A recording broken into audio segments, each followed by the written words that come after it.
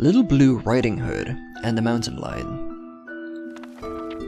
Once upon a time, there was a small sweet boy. Everyone who saw him liked him, but most of all his grandmother, who wasn't sure what she wanted to give him as a present. So she gave him a hood made out of blue felt, and because it suited him and he wore nothing else, everyone called him Blue Hood. One lovely day, his father said to him, "Come, Blue Hood, here you have a milk roll and a bottle of wine. Bring them to your grandmother, who is weak and ill and living alone in the woods. Be proper and keep to the path, or you will meet wild animals. Otherwise, grandmother won't have anything. And when you enter the cabin, then greet her politely with a good day." "I will manage it fine," the boy assured his father and gave him his hand. The grandmother lived out in the forest, half an hour's walk away.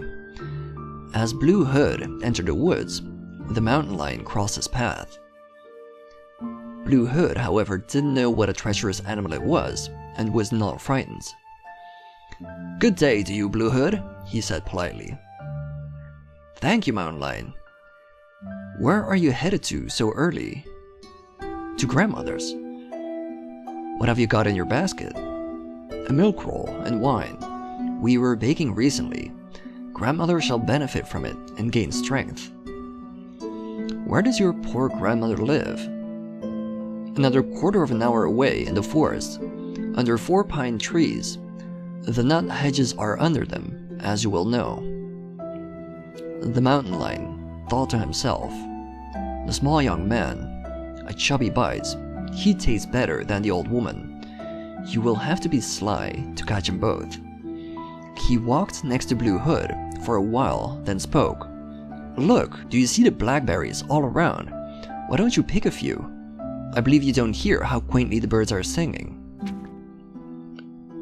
Do you see how fun it is out in the forest?" Blue Hood raised his eyes and saw the sun rays dancing in and out of the treetops, and seeing the juicy blackberries, thought, "If I pick a few of them for grandmother, she will surely be pleased. It is still early, I'll get there in time." So he left the path and started looking for berries. Every time he picked one, he saw a bigger one on the next bush, and so he wandered off deeper into the forest. However, the mountain lion carried on to the grandmother's house and knocked on the door. "Who's there?" "Blue Hood, I'm bringing you a milk roll and wine." "Just press the door handle down," the grandmother called. "I cannot get up." The mountain lion pressed down on the handle. The door opened, and he silently snuck to bed and devoured the grandmother. Then he put on her clothes, lay down in her bed, and closed the curtains. But Blue Hood had gone after the blackberries, and when he had picked so many that he could not carry any more, he remembered his grandmother and continued on to her. He wondered why the door was open, and as he entered the cabin, he felt it was so strange inside that he thought, "By the gods, I am so frightened today, though normally I really like being here at grandmother's." He called out, "Good day," but did not get an answer. Then he went to the bed and opened the curtain. There lay grandmother, who had pulled her bonnet far over her face and looked so strange. "Grandmother, what big ears you have." "All the better to hear you with." "Grandmother, what big eyes you have." "All the better to see you with." "Grandmother, what big hands you have." "All the better to grasp you with." "But grandmother, what big terrible mouth you have." "All the better to eat you with." No sooner had the mountain lion said that, he leapt out of the bed and devoured the poor boy. When the lion had satisfied his needs, he lay back down on the bed, fell asleep, and started snoring loudly. A hunter passed by the hut and thought, "What a snore that old lady has. I should see if everything's alright." He entered the cabin, and as he reached the bed, he saw the mountain lion laying on it. "Found you, you old sinner," he said, I've been looking for you for a long time."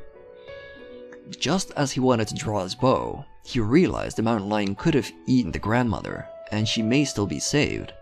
So he did not shoot, but instead took a pair of scissors and began to cut open the mountain lion's stomach. He had just made a couple of cuts when he saw the blue hood. Then another couple and the boy jumped out and cried. Oh, how scared I was! It was so dark in the lion's insides. And then the old grandmother came out, alive but barely breathing. Blue Hood then quickly gathered large stones and filled the mountain lion's body with them, and as he awoke, he wanted to jump away, but the stones were so heavy that he fell and sank dead to the ground. All three were happy. The hunter took the skin off the lion and took it home. The grandmother ate the milk roll and drank the wine that Blue Hood brought and got better, but Blue Hood thought, "Never in my life will I stray from the forest path alone if my father has forbidden it." There you go.